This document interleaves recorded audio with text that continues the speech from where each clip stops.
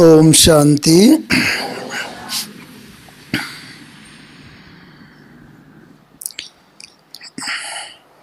जब साकार बाप की बात हो रही है तो सबसे पहले हम सब इस रीति से ओम शांति का उच्चारण करेंगे। जैसे हम सब ने सुना है कि साकार ब्रह्मा बाबा और ब्राह्मण वत्स सब मिल करके उस समय तो शांति नहीं होता था, ओम शब्द ही होता था, लेकिन बाद में ओम शांति वर्ड आया। उस रीति से हम सब उच्चारण करेंगे।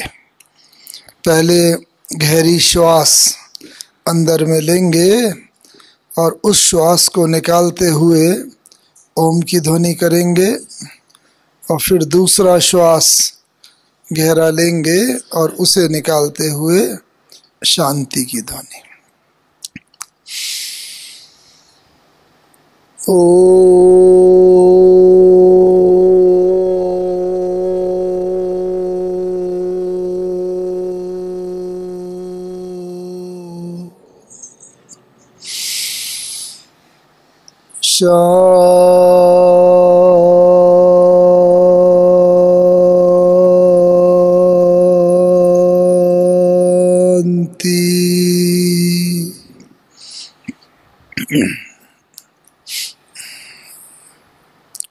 ओम शांति की ही यह ध्वनि है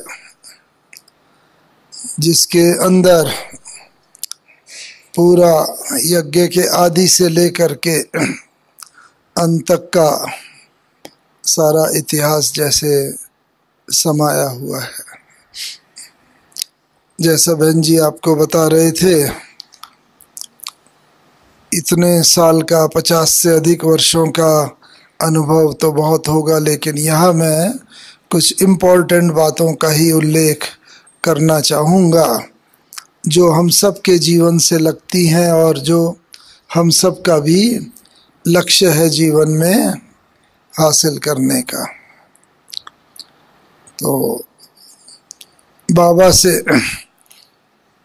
के ज्ञान में 62 में पहली बार जब आए और बाबा से मिलना हुआ, लखनऊ में हम पढ़ाई करते थे और कानपुर में बाबा आए थे, और ज्ञान में आए हुए कुछ समय ही हुआ था।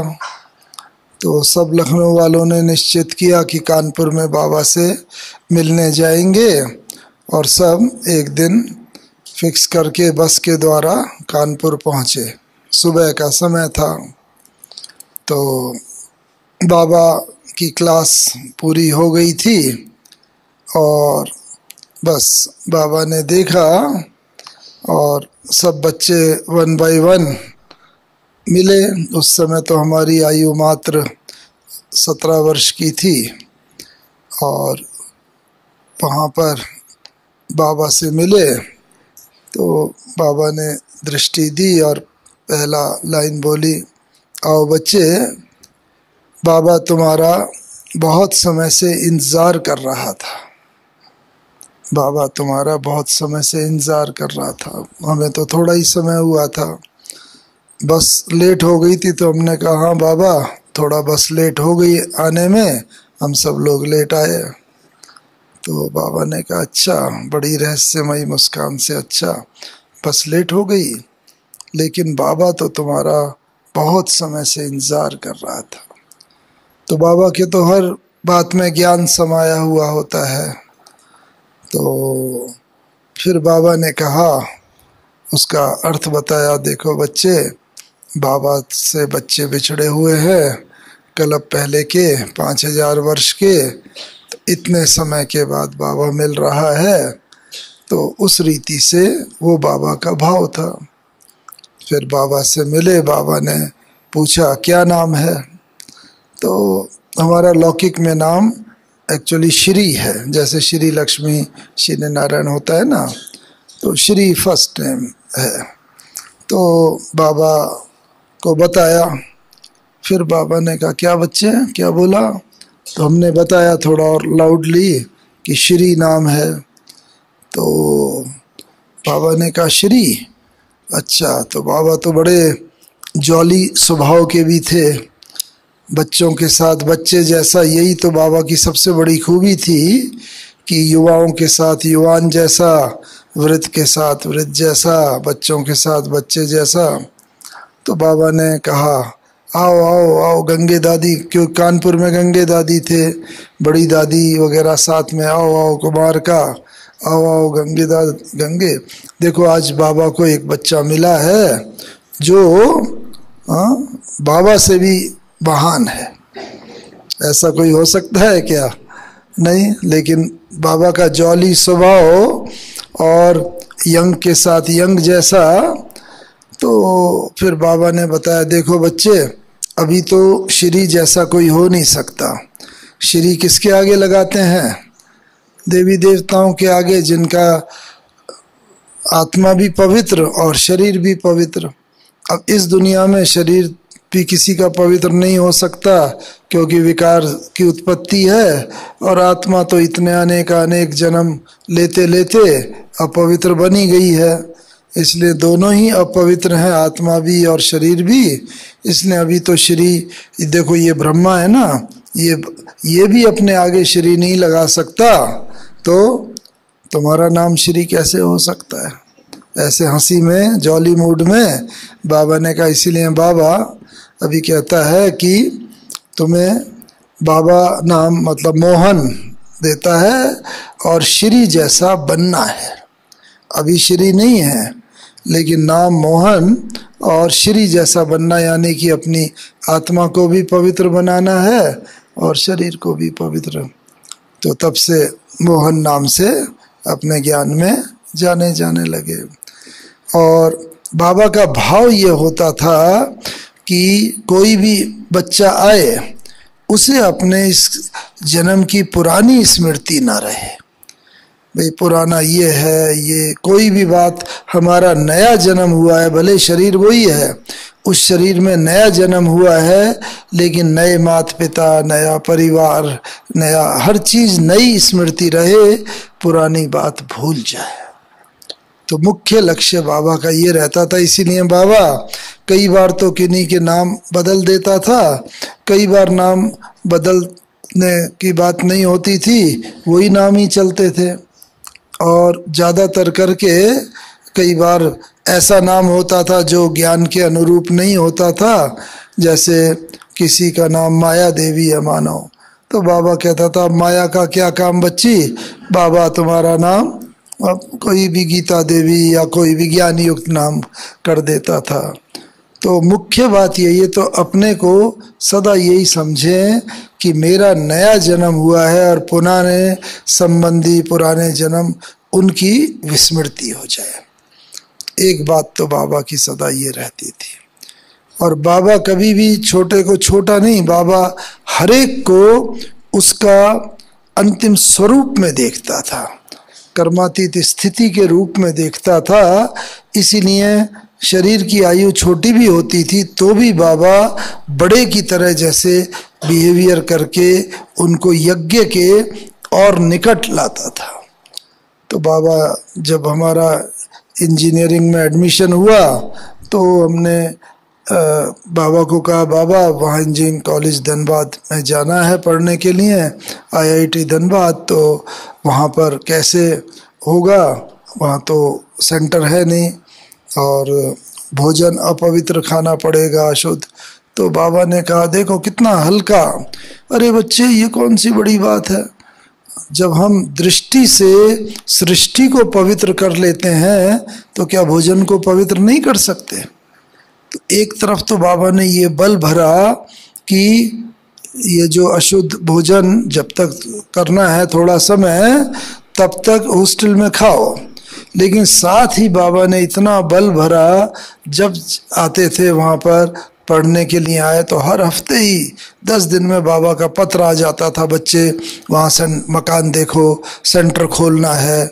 अब फर्स्ट ईयर 4 साल का कोर्स और ज्ञान की कोई वो नहीं वहाँ पर आधार, लेकिन बाबा ऐसा बल भरता था, बाबा को मालूम होता था, और बस वहाँ पर इस रीति से पुरुषार्थ किया और पास में एक सिंदरी सेंटर होता था, वहाँ पर एक युगल रहते थे, तो अविनाश भाई और सुषमा बहन करके, तो उनके सहयोग से फर्स्ट ईयर में ही सेंटर भी खुल गया।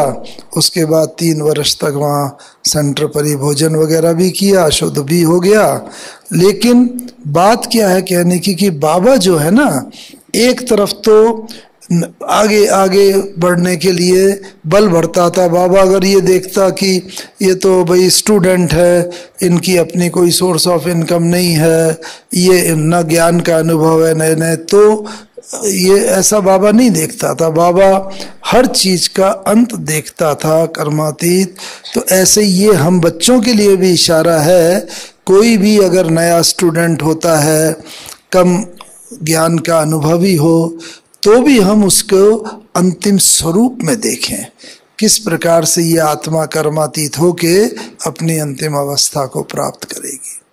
तो बाबा ने कभी भी किसी को साधारण रूप में नहीं देखा, छोटे से छोटा भी होता था, बाबा यही देखता था ये मेरे होनहार बच्चे हैं और इनके द्वारा बहुत बहुत सेवा होनी है।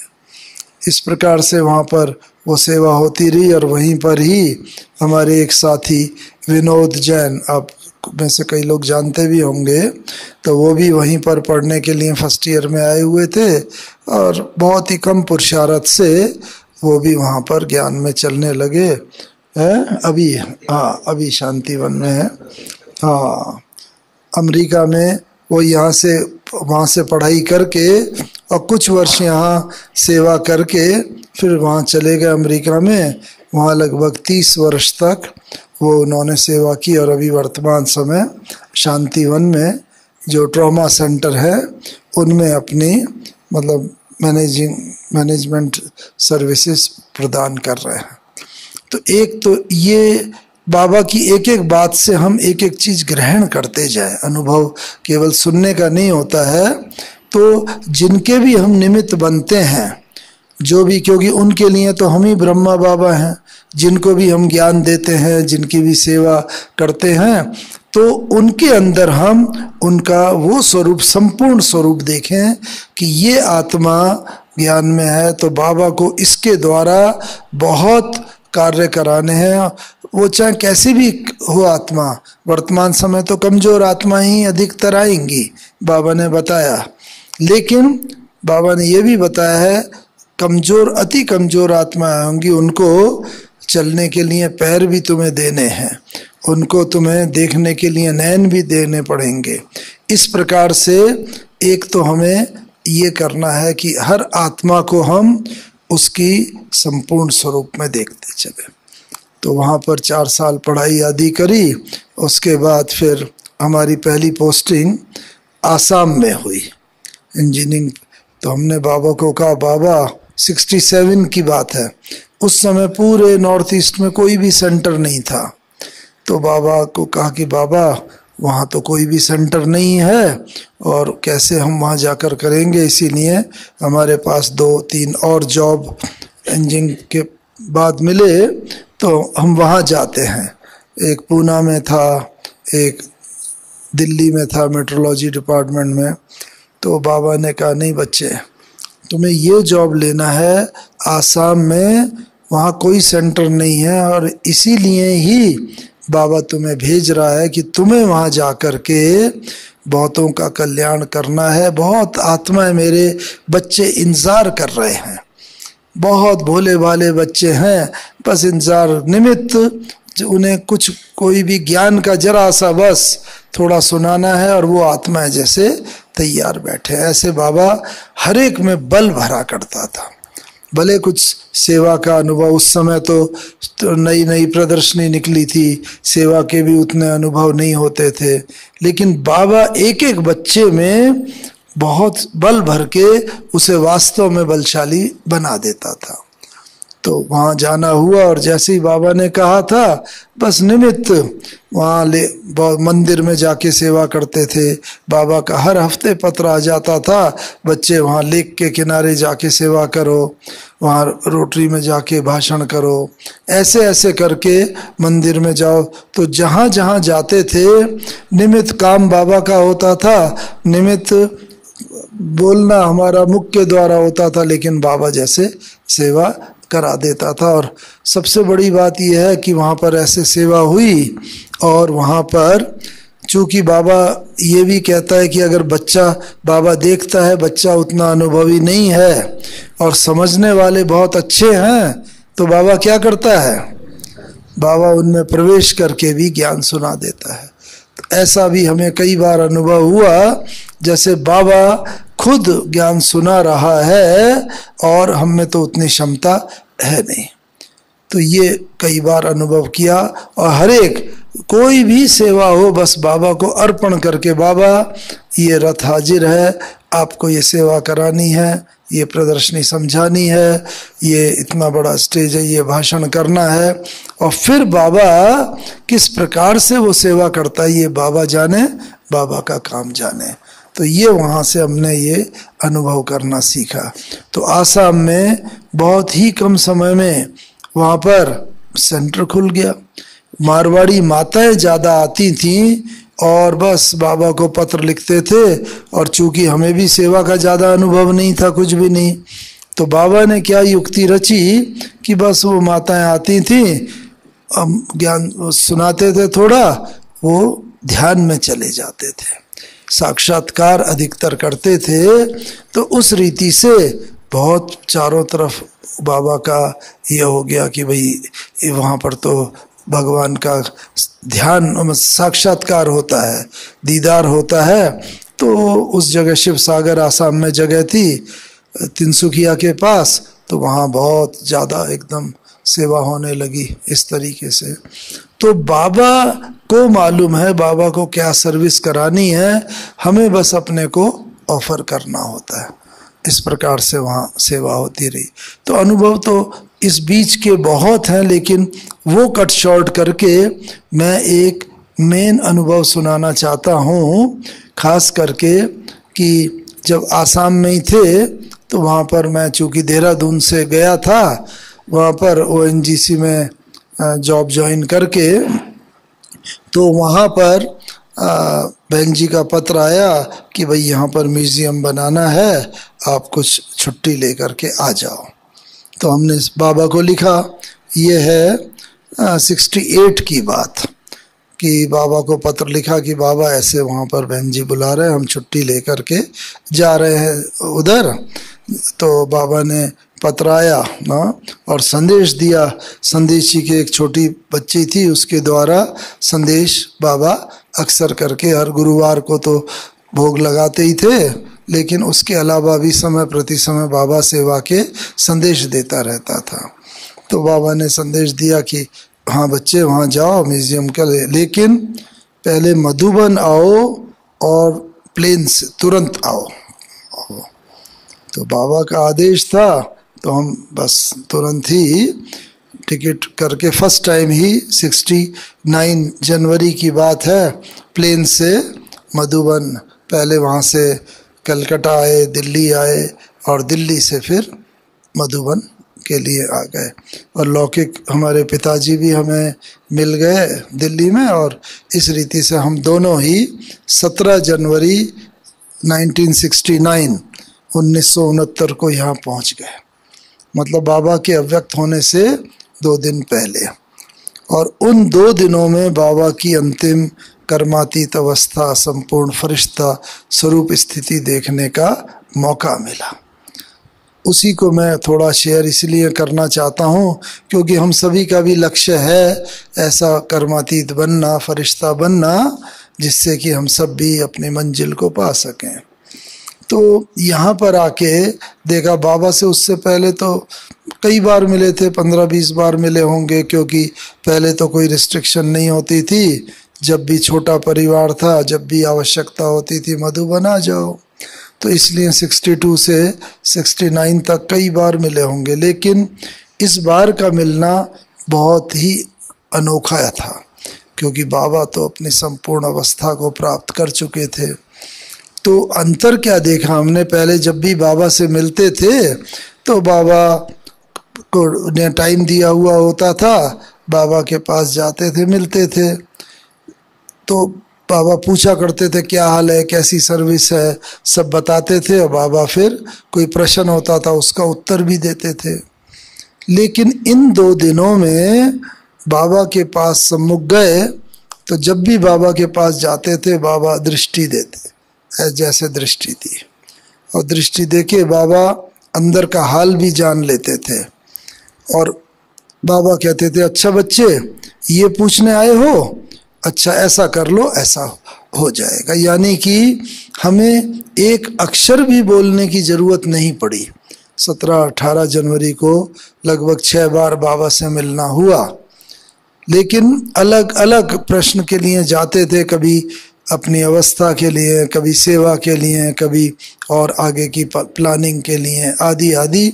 लेकिन बस मन में जो होता था बाबा ऐसे दृष्टि दी, अच्छा बच्चे ये पूछने आए हो। तो ये स्थिति है मन जीते जगत जीत की। जब आत्मा कर्मातीत अवस्था के निकट होती है तो उसने चूंकि अपने मन के ऊपर संपूर्ण रीति से विजय पाली होती है, तो दूसरे के मन के संकल्प को वो सहज ही पढ़ सकती है आत्मा। और केवल मन के संकल्पों को पढ़ ही नहीं सकती, बल्कि उसका समाधान भी साथ साथ कर देती है अगर कोई प्रश्न होता है। तो ये मन जीते जगत जीत की स्थिति बाबा की हमने उन अंतिम 2 दिनों में एक तो कई 5-6 बार अनुभव करी। ये एक बहुत बड़ी चीज है, क्योंकि ये वही कर सकता है जिसने अपने मन के ऊपर विजय प्राप्त की होगी। दूसरी बात बाबा का क्या देखा कि धीरे धीरे बाबा समेटते जा रहे थे। जो बाबा कहते हैं, अब हम बच्चों को भी बाबा कहते हैं, बच्चे अंत मते सो गति होती है, ये गायन है। तो अब धीरे धीरे सब तरफ से समेटते जाओ, क्योंकि जहाँ समेटा हुआ नहीं होगा तो अंत में वो ही याद आएगा, और जब वो याद आएगा तो वहीं पर ही जन्म हो जाएगा, वहीं पर ही हिसाब किताब सारे चुकतू करने के लिए फिर नया जन्म लेना पड़ेगा, आदि आदि। तो इसलिए अंत मते सो गति आपकी बहुत उत्तम हो, कोई भी याद न रहे तो अभी से ही सब तरफ से समेटते जाओ। और बाबा का खुद देखा हमने, बाबा धीरे धीरे धीरे सब समेटते जा रहे थे। 62-63 में बाबा के साथ साथ घूमने जाते थे, गेम खेला करते थे इधर, और बिल्कुल बाबा इस तरीके से हिल मिल जाते थे हर एक के साथ, युवा के साथ युवा जैसे, और जैसा व्यक्ति होता था उस अनुरूप। लेकिन धीरे धीरे बाबा बहुत अंतर्मुखी, गंभीर, एकांत प्रिय और ज़्यादा होते जा रहे थे। बस काम से काम बाबा के पास जाते थे, बच्चे हाँ बच्चे कैसे आना हुआ, कोई भी बात होती थी करा, 1-2 मिनट में ही बात पूरी हुई और बाबा फिर देह से न्यारा हो जाता था। तो एक बाबा का ये देखा कि जब चाहे बाबा देह में आए और जब चाहे देह से न्यारा हो जाते थे। ये प्रैक्टिस की बहुत बहुत ज़रूरत है। क्यों?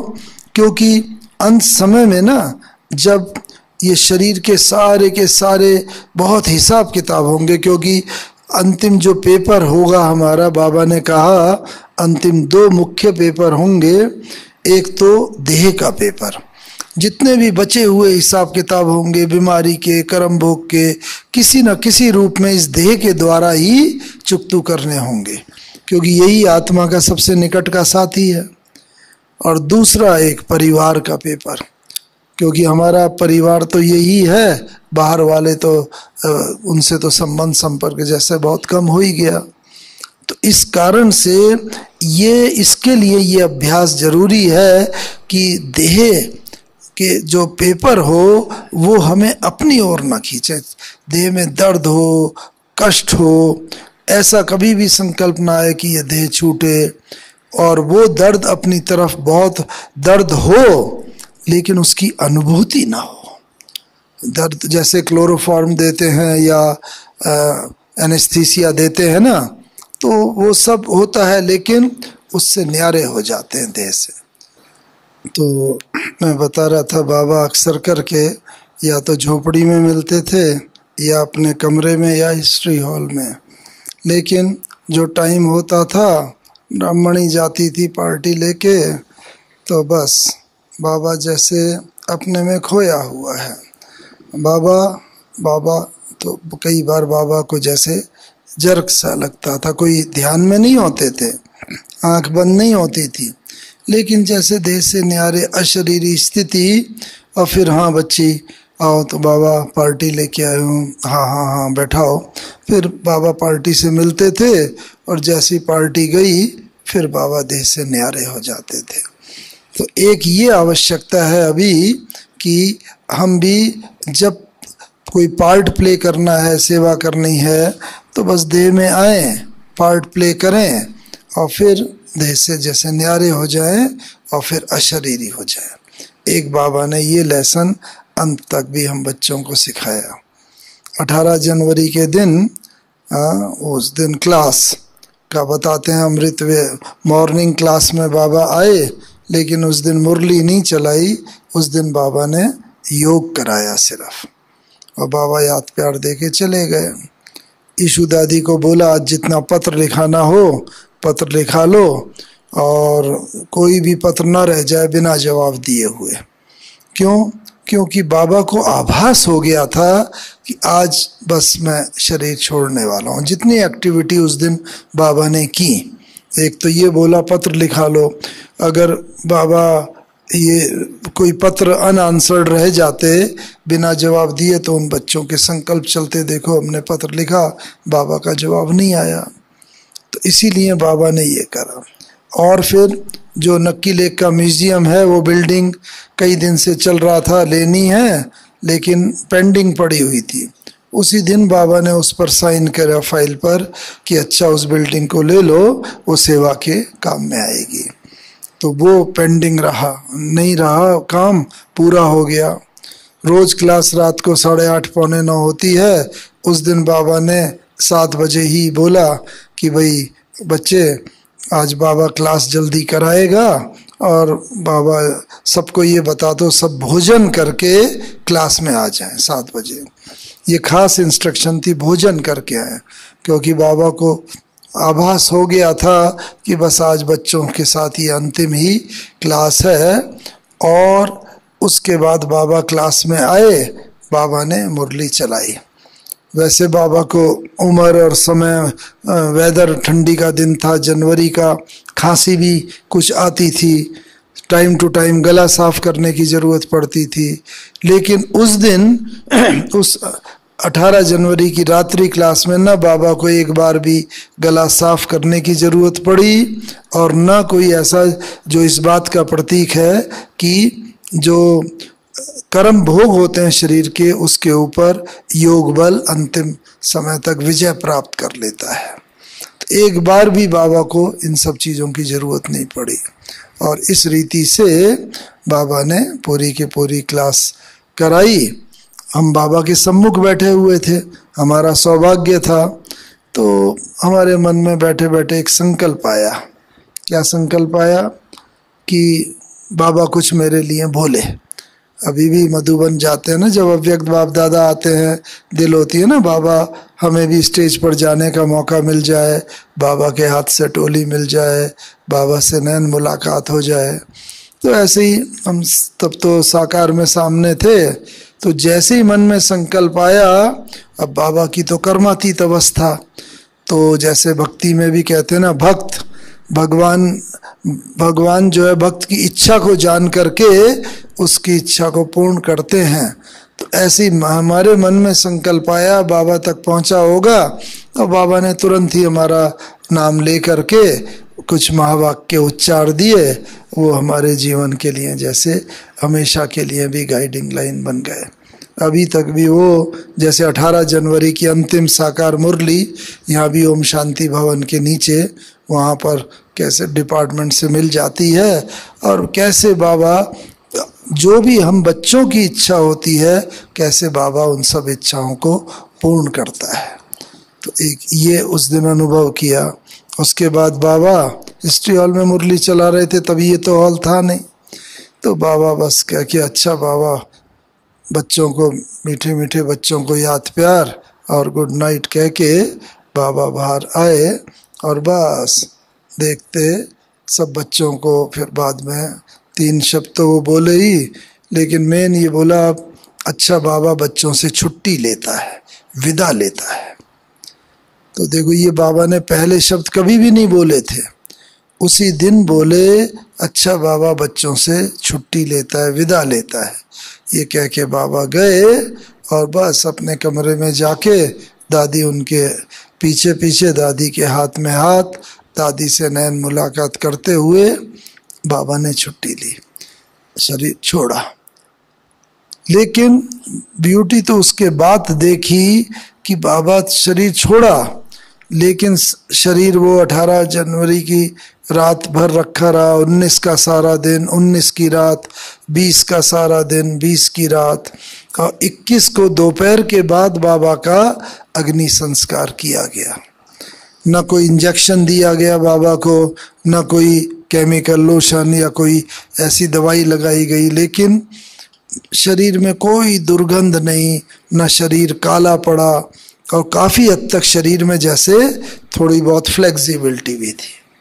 नहीं तो शरीर एकदम अकड़ जाता है ना, हाँ अकड़न थी, फिर भी इतनी ज़्यादा नहीं, क्योंकि बाबा को स्नान आदि भी करा के जब यहाँ अंतिम संस्कार किया गया शांति स्तंभ पर, तो बाबा का शरीर वैसा ही चमकता हुआ, कोई कालापन नहीं। ये प्रतीक है प्रकृति जीत का, क्योंकि 5 तत्वों का बना ये शरीर है, तो मन जीते जगत जीत तो है ही है, लेकिन जगत के अंदर तो ये प्रकृति भी आ जाती है, 5 तत्व भी आ जाते हैं। तो अभी बाबा हम बच्चों से भी ये चाहता है कि हम मन जीते जगत जीत तो बने, लेकिन प्रकृति जीत भी बने, क्योंकि ये प्रकृति ही हमारा पूरे 84 जन्मों में, ये शरीर तो इन 5 तत्वों का ही बना है, इसके द्वारा ही शरीर को पूरा का पूरा, ये इस शरीर से ही तो कार्य करना है। तो इसीलिए ये कैसे बनेंगे प्रकृति जीत, तो उसके लिए बाबा ने खास कुछ बात बताई है। एक तो ये कि हम प्रतिदिन कुछ भी 5 मिनट भी प्रकृति के तत्वों को योगदान करें। जल, अग्नि, वायु, पृथ्वी, आकाश, कहीं पर भी ये हमारे नज़रों में हो, या इनको विजुअलाइज करके इनको योगदान करें। दूसरी बात कि इन तत्वों के अनुरूप जो है हम, ये तत्व हमारी मृत्यु का कारण न बने, क्योंकि अगर ये तत्व मृत्यु का कारण बन गए, मानो अर्थक्वेक आया, बिल्डिंग गिरी और उसमें शरीर छूट गया, तो उस समय तो चारों तरफ त्राही त्राही हाय हाय मची हुई होगी, बाबा कहाँ से याद आएगा। तो इस कारण से क्या होना चाहिए कि ये तत्व को हम अपना मित्र जैसे बना लें, और ये तत्व हमें अंत तक सहयोग दें। बाबा ने कहा मैं बच्चों की रक्षा के लिए बंधा हुआ हूँ, लेकिन बस आवश्यकता क्या है, बाबा तो सिग्नल भेजता है, लेकिन बच्चे उसे अपनी क्लीन और क्लियर बुद्धि से रिसीव करें, तो बच्चों के पैर ऑटोमेटिकली वहाँ बढ़ेंगे जहाँ सेफ्टी होगी। तो वहाँ सेफ्टी होगी, और ये तत्व फिर हमारी मृत्यु और दुख अशांति का कारण नहीं बनेंगे। तो क्या करें, इन तत्वों के साथ जैसे हम अपने संस्कारों को मिला दें। दोस्ती होती है, 2 फ्रेंड में मित्रता होती है, जिनके संस्कार एक जैसे होते हैं उनमें मित्रता होती है। तो ऐसे ही तत्वों के साथ हम अपने मित्रता कर लेंगे, तो ये तत्व हमेशा हमारे सहयोगी बनेंगे। जैसे जानकी दादी को बाबा ने कहा है ना, एक बार जानकी दादी की तबीयत 2000 में, 1999 के बाद 2000 ईयर आ रहा था, बाबा आए हुए थे यहाँ मधुबन में, मधुबन माने नीचे, और दादी जानकी की तबीयत लोटस में बहुत ख़राब थी, डॉक्टरों ने जैसे जवाब दे दिया था। तो वहाँ से फ़ोन भी आता था और यहाँ बाबा को बताया गया कि बाबा दादी की तबीयत बहुत ज़्यादा ख़राब है। और तो बाबा ने कहा सुन के, नहीं बच्चे कोई बात नहीं, वो प्रकृति उस बच्ची का अंत तक साथ देगी। तो देखो उसके बाद अभी भी 18 साल हो गए और इतना बड़ी आयु का अभी तक अपने यज्ञ में कोई नहीं, फिर भी देखो किस प्रकार से प्रकृति साथ दे रही है। प्रकृति माने ये 5 तत्वों से बना शरीर। तो ऐसा ही हम सबका भी प्रकृति अंत तक साथ दे, उसके लिए ये आवश्यक है कि हम प्रकृति के गुणों को अपनाते रहे। मानो हमारा बाबा ने बताया है ना, अर्थक्वेक से अधिकतर विनाश होगा, तो जल का, ये पृथ्वी का मुख्य गुण कौन सा है? कौन सा है? सहनशीलता, वो भी है, और समाने का। सबसे बड़ा गुण है पृथ्वी का दातापन का। पृथ्वी देती है, तो पृथ्वी देती है, ऐसे ही उससे फल बीज बो दो, 1000 बीज पैदा हो जाएंगे। इस तरीके से हम भी पृथ्वी की तरह दाता बने, हर एक को सहयोग, सहनशीलता हमारे अंदर, ये जितने भी दातापन के गुण हैं जिसमें कोई खर्चा नहीं होता, लेकिन ये गुण धारण करके जो भी आत्मा अंत समय हमारे सम्मुख आए, हम उसको प्रेम, स्नेह, शक्ति, इन सब का दान देते रहें, सहयोग देते चलें। तो यानी कि पृथ्वी की तरह हम दाता बन गए तो पृथ्वी कभी भी हमारी मृत्यु का कारण नहीं बनेगी। जितना बड़ा अर्थक्वेक आएगा, हमारे सामने तो कई उदाहरण और यज्ञ का सुना हुआ है, चाहे कछभुज का अर्थक्वेक का, चाहे लाटूर का उदाहरण, कैसे बाबा ने अंत समय में अपने बच्चों की रक्षा कर ली। तो वो तभी बाबा बंधा हुआ है, बाबा ने कहा जब बाबा सिग्नल दे, बच्चे उसे पहचान करके बस ऑटोमेटिकली उनके पैर बढ़ेंगे। तो ऐसे ही अगर पृथ्वी के अर्थक्वेक से हम सेफ्टी चाहते हैं तो दातापन का अनेक गुण हैं, लेकिन मैं यहाँ पर अभी एक गुण का ही वर्णन करता हूँ, एक एक। ऐसे जल का, जल भी प्रलय का और मृत्यु का कारण बनेगा। बम्बई जैसे शहर और जो भी शहर भारत के दूसरे जल के किनारे हैं, वो तो जल में समाने वाले हैं। तो उससे रक्षा कैसे होगी? जल हमारी मृत्यु का कारण न बने, वो कब होगा? जब जल का हम एक विशेष गुण जो है उसे धारण करेंगे। कौन सा गुण? शीतलता के साथ फ्लेक्सिबिलिटी, एडजस्टमेंट। देखो, जल को गिलास में लो, गिलास में सेट हो जाएगा, कटोरी में लो, कटोरी में, यहाँ तक कि चम्मच में लो, थाली में लो, हर जगह सेट हो जाता है। फ्लेक्सिबिलिटी है, एडजस्टमेंट की शक्ति है। ऐसी अगर हमारे अंदर भी एडजस्टमेंट की शक्ति हुई, फ्लेक्सिबिलिटी हुई, हर आत्मा के साथ हम अपने संस्कार मिलाकर चलने की शक्ति रखते होंगे, तो क्या होगा? चाहे जितनी भी सुनामी आएगी, फ्लड आएगा, कुछ भी क्लाउड बर्स्ट होगा, कुछ भी होगा, जल हमारी मृत्यु का कारण नहीं, क्योंकि जल को हमने अपना मित्र बना लिया। हमने अगर उसका ये फ्लेक्सिबिलिटी का गुण धारण कर लिया, एडजस्टमेंट का, तो कभी भी जल हमारी दुख, अशांति, मृत्यु का कारण नहीं बन सकता। इस तरह जल के जो प्रकृति का ये जल तत्व है, इस पर हम विजय प्राप्त कर लेते हैं। इसी तरह वायु पर विजय प्राप्त करने का क्या कारण बनेगा? वायु में कौन सा विशेष गुण होता है? वायु हल्की होती है, हर चीज को वायु ऊपर उठाती है। देखो, पृथ्वी हर चीज को नीचे खींचती है, वायु ऊपर उठाती है। दोनों में रिवर्स गुण है, लेकिन को एग्जिस्टेंस है, दोनों साथ साथ रहते हैं।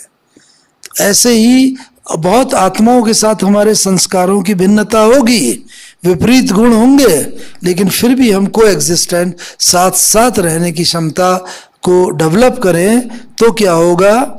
ये कब होगा? जब वायु की तरह हम हल्के रहेंगे। हर परिस्थिति में, कोई भी पेपर आए, परिस्थिति आए, कितना भी कड़ा पेपर हो, लेकिन हम भारी ना हो जाए, उसमें हल्के रहें। और उससे क्या होगा? अंत में जितने साइक्लोन आएंगे, तूफान आएंगे, बहुत कुछ विनाश का कारण बनेगा, लेकिन ये वायु हमारे श्वास लेने का कारण नहीं बन सकती। क्यों?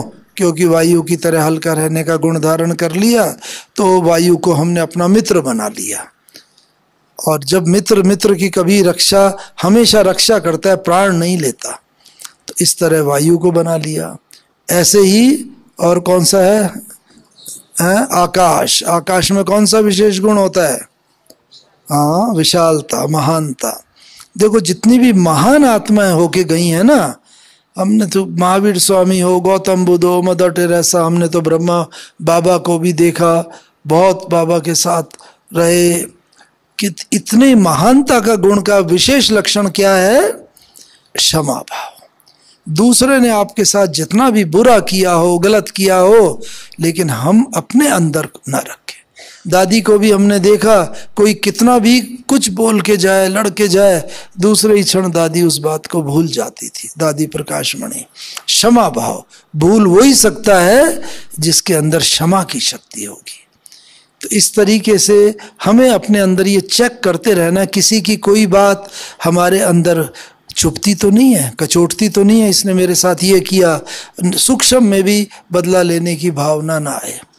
ये क्षमा भाव, ये ही एक सबसे बड़ा गुण है जो महान आत्माओं के पास होता है, और उसी के कारण वो महानता को प्राप्त कर लेती है।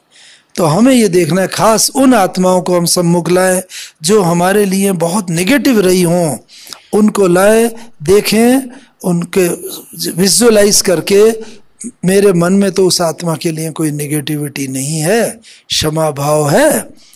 ये आत्मा, मैं आपको जो भी कुछ हुआ है उसके लिए क्षमा करती हूँ, और आपसे भी मैं क्षमा मांगती हूँ कि आपके मन के अंदर अगर मेरे लिए कुछ है तो उस बात को भूल जाओ। तो ये वाइब्रेशन जितने हम स्प्रेड करेंगे तो कोई भी आत्मा के अंदर हमारे लिए नेगेटिविटी या वैर की भावना नहीं रहेगी, और इस रीति से हम संपूर्ण बन जाएंगे। और पांचवा तत्व कौन सा है? अग्नि। अग्नि का स्वरूप प्रकृति में क्या है? सूर्य। तो देखो अग्नि का ना विशेष गुण क्या होता है कि अग्नि में जो चीज डाली जाती है उसका रूप परिवर्तन हो जाता है। ऐसे ही बाबा ने कहा अंत समय आपका ऐसा स्वरूप हो, ज्वालामुखी अग्नि प्रज्वलित हो, जो किसी भी आत्मा का वो रूप बदल दे।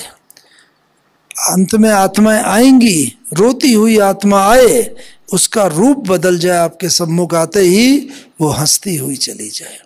अशांत आत्मा आए, शांति के सागर में लहराती हुई चली जाए। दुखी आत्मा आए, सुख की अनुभूतियों में खो जाए और सुखी होके, हमें एक अक्षर भी बोलने की जरूरत ना पड़े, लेकिन हमारा ऐसा अग्नि स्वरूप हो कि उसको, उसकी रूप को हम बदल दें। और वो कब होगा? जब अग्नि का स्वरूप, जब ज्वालामुखी योग का हमारा अभ्यास होगा। ये तो एक अलग ही टॉपिक होता है, बहुत बड़ा, लेकिन ये 5 तत्वों को अगर हम अपना मित्र बना लेंगे तो क्या होगा? अंतमते सो गति होगी। और ये तत्व, ये प्रकृति जो हमारे पहले जन्म से लेकर अंतिम जन्म तक हमारी आत्मा की निकट की साथी है, भले अलग अलग नाम रूप में होंगे लेकिन तत्व तो यही होंगे ना। तो वो तत्व किस प्रकार से अंत तक हमारा साथ दें, वो हमें संपूर्ण बनाने में सहयोग करें, जैसे ब्रह्मा बाबा को भी करा प्रकृति जीत। अंत में तत्वों ने आभास दे दिया बाबा को, हाँ ये तुम्हारा अब अंतिम मिलन है बच्चों से। तो हिस्ट्री हॉल के बाहर आते आते बाबा ने कहा अच्छा, बाबा बच्चों से छुट्टी लेता है, विदाई लेता है। सब पूरा बाबा संपूर्ण समेट करके निपटा के गए, जिससे अगर ये नहीं होता तो अंत समय शरीर छोड़ते समय वो अधूरा काम याद आ जाता जो बाबा ने पूरा नहीं किया। 4-5 काम ऐसे थे जो पूरे नहीं थे, तो बाबा ने अंतिम दिन भी वो पूरे कर लिए। जो संगम भवन का काम या पत्र लिखने का काम या जो क्लास का, रोज क्लास 10 बजे होती है, तब तक तो बाबा ने शरीर छोड़ दिया था 9 बजे से 10 तक, लेकिन उस दिन 7 बजे ही बाबा ने। तो हमें पहले से ही आभास हो जाएगा कि ये काम हमारा जो बचा हुआ है, तो अभी आवश्यकता है सारा समेटने की। वो काम, वो व्यक्ति, वो वस्तु, वो वैभव, वो संबंध, वो हमें अंत समय अपनी तरफ न खींच ले। और बाबा इसीलिए ही कर्मातीत बन गए। देखो केवल 33 वर्षों में, आज इतने हैं, 50 से ज़्यादा तो हमें ही हो गए, बहुत हैं 50, 60, 70, 80 वाले नहीं बने। और ब्रह्मा बाबा उल्टी सीढ़ी चढ़ा हुआ, वो भी कंपेंसेट करके 33 वर्षों में कर्मातीत क्यों बन गया? क्योंकि बाबा ने हमारी अपनी स्टडी को इतना सीरियस लिया।